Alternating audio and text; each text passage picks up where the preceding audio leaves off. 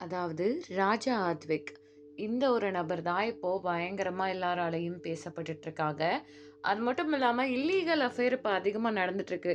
நெறைய ஜென்ட்ஸ் பண்ணிட்டு இருக்காங்க. நெறைய லேடீஸும் இப்ப அதுக்குள்ள வந்துட்டாங்க.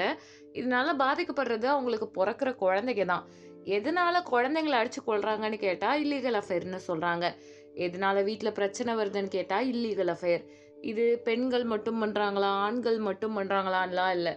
எக்கச்சக்கமா தேவையே இல்லாம 2 பேரும் பண்ணிட்டு இருக்காங்க. பணக்கார வீடுகள்ல இதுக்கு ஒரு பிராண்ட் சிம்பலா ஒய்ஃப வீட்லயே வச்சிருக்கணும். கணவன்னா அப்படித்தான் இருப்பாங்க. மனைவி எல்லாத்தையும் பொறுத்துக்கணும், பிள்ளைகள பார்த்துக்கணும்னு சொல்லிட்டு, பெரிய பெரிய சொத்துள்ள ஜாதி பார்க்குற பரம்பரையில இருக்க நெறைய பேர் தேவையில்லாம பண்ணிட்டு, கணவருடைய அஃபேர்ஸ் எல்லாத்தையுமே அக்செப்ட் பண்ணிட்டு வாழ்ந்துட்டு இருக்காங்க. மென்டலி வந்து அன்ஸ்டேபிளா இருக்காங்க. நம்ம ஊர்ல தான் வந்துட்டு ஒரு கணவன்னா வந்து 3 மனைவி, 4 மனைவிய கல்யாணம் பண்ணலான்ற கல்ச்சர்லாம் இருந்துச்சு இல்லையா? ஸோ, இதுலருந்து மாறி இப்ப சோசியல் மீடியா வந்துட்டதுக்கு அப்புறமா, இன்னொரு பக்கம் பெருசா ஒண்ணு கிளம்பியிருக்கு. அதாவது மனைவிமார்கள் அதிகமா அஃபேர் வச்சுக்கிறது, ஒரு தாயா இருந்து குழந்தைய கொடுமைப்படுத்துறதுன்ற மாதிரி. இப்போதைக்கு அதிகமா Instagram, TikTok இந்த சோசியல் மீடியா பிளாட்ஃபார்ம்ஸ் ரொம்ப வைரலா இருக்கிறது. எல்லாருமே என்ன நெனச்சிட்டு இருக்காங்கன்னா, அத எஜுகேட்டட் பர்ப்பஸ்க்கு எடுத்துக்காம எல்லாருமே அவங்களுடைய தேவைகளுக்கு போகப் பொருளா யூஸ் பண்ணிட்டு இருக்காங்க. அந்த வகையில பார்த்தீங்கன்னா, பாதிக்கப்பட்ட நபர் இருக்கார் இல்லையா? அந்த மனுஷன் தன்னுடைய மனைவிய ரொம்ப காதலிச்சு கல்யாணம் பண்ணியிருக்காரு. கல்யாணம் ஆனதுக்கு அப்புறமா இப்படி ஒரு அஃபேர். மனைவிய கையும் களவுமா புடிச்சிருக்காங்க. அது மட்டும் இல்லாம, அவங்களோட அரைகுறை கோலத்த வீடியோ எடுக்கிறது மட்டும் இல்லாம சண்டை போட்டுட்டு இருக்காங்க. அப்படி இருக்கக்கூடிய சூழ்நிலையில யாரோ ஒரு நபர் எகிறி குதிச்சு ஓடி போயிருக்காரு. அதையும் தாண்டி அவரு அதுக்கடுத்து அழுதுட்டு ஒரு வீடியோ போட்டிருக்காரு. என் மனைவிய நான் கிழிச்சு போட்டுட்டேன். அது மட்டும் இல்லாம இதுக்கெல்லாம் காரணம் திருச்சியில ஒரு குறிப்பிட்ட பகுதியில இருக்க ஜோஸ் அப்படின்ற ஒரு நபர். அப்படின்லாம் பேசியிருப்பாங்க.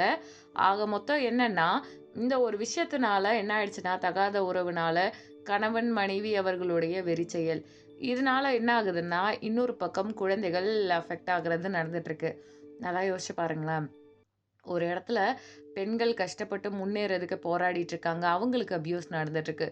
இன்னும் சில இடத்துல பார்த்தோம்னா, இல்லீகல் அஃபேர் பண்ணி தேவையில்லாம பெண்களே குழந்தைகள கொன்னுட்டு இருக்காங்க. இன்னும் சில இடத்துல ஆண்கள். இது எல்லாமே மாத்தி மாத்தி நடந்துட்டு இருக்கு.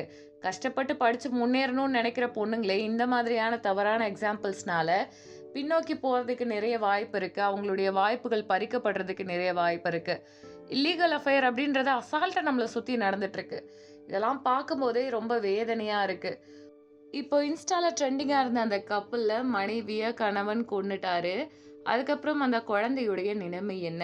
இதுதான் எல்லாரையும் டிஸ்டர்ப் பண்ணுது. டெய்லி இந்த மாரி ஒரு பிரச்சனைய நம்ம கண்ணு முன்னாடி பார்த்துட்டு இருக்கோம். ஸோ இத பத்தி உங்களுடைய கருத்து என்னன்றத கமெண்ட் பண்ணுங்க.